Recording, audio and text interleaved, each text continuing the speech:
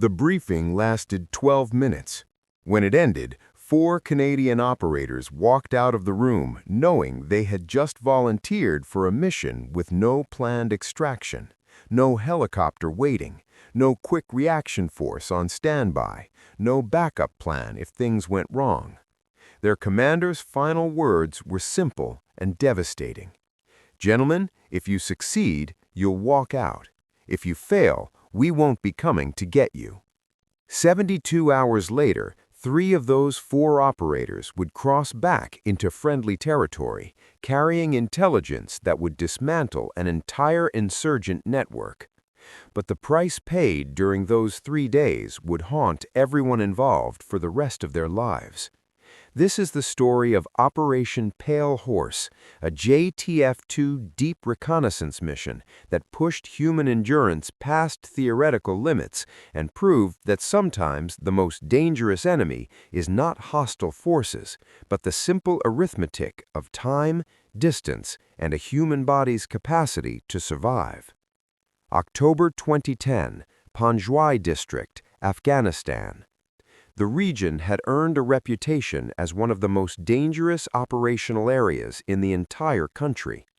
Enemy forces controlled the rural zones almost completely, moving freely through terrain that coalition forces could only access with massive support elements.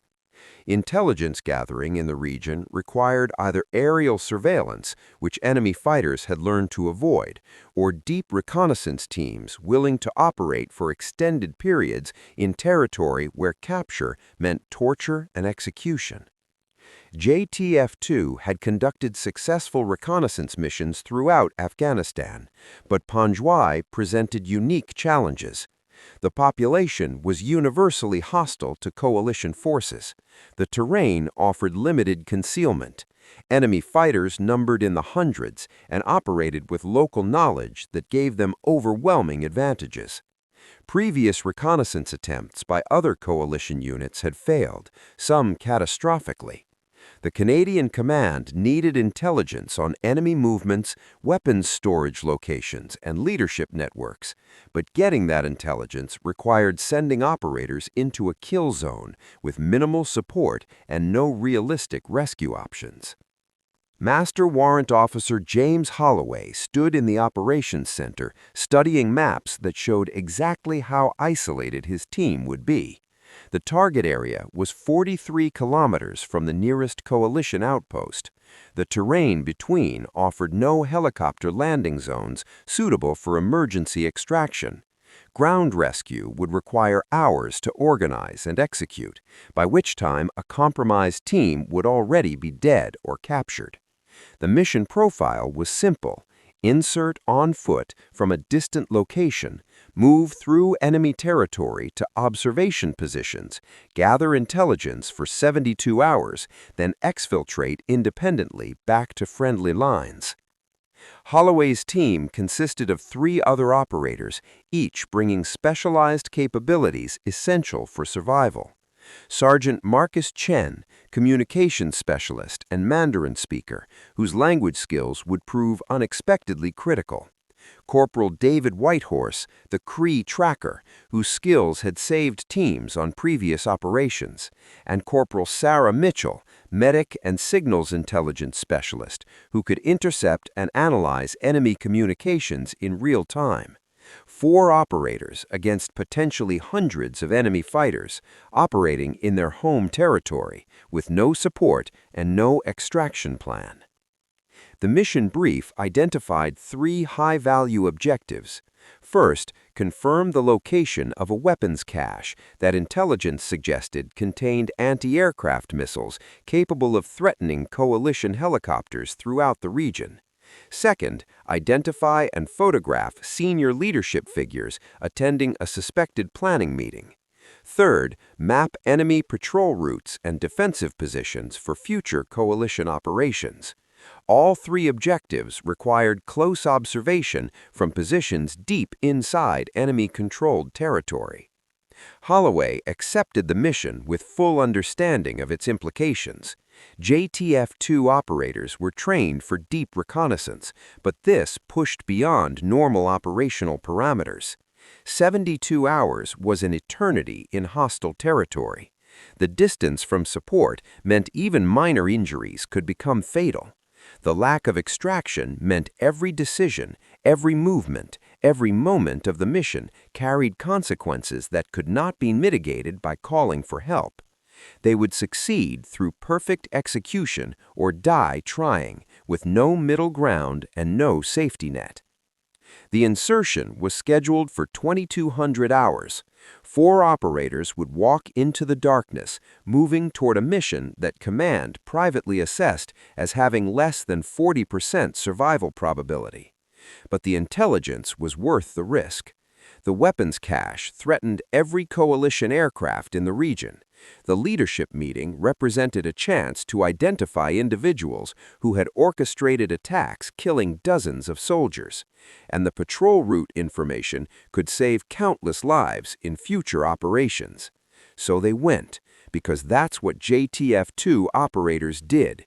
They volunteered for missions where failure meant death, where success meant survival, and where the only certainty was that nobody was coming to rescue them if things went wrong. The helicopter insertion point was deliberately chosen to be far from the actual target area. Inserting closer would risk enemy detection of the aircraft, compromising the mission before it began. The pilots dropped the 4 operators in a dry riverbed 28 kilometers from their objective, a distance that would require 2 full nights of careful movement to traverse. The Chinook touched down for exactly 4 seconds, just long enough for the team to roll out into the darkness before the aircraft climbed away and disappeared. Holloway led the patrol using navigation techniques that combined GPS technology with traditional land navigation. They moved through terrain that offered minimal concealment, forcing them to rely on darkness and careful route selection.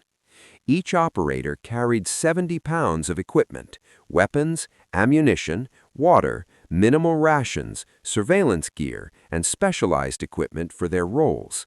The weight was calculated precisely, balancing operational capability against the reality that they would be walking potentially 80 kilometers total, including infiltration, position changes, and exfiltration.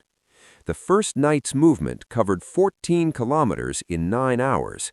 They navigated around 3 villages, avoided 2 enemy patrol routes that Whitehorse identified from old tracks, and established a hide position before dawn in a rocky outcrop that provided concealment and observation of their route ahead.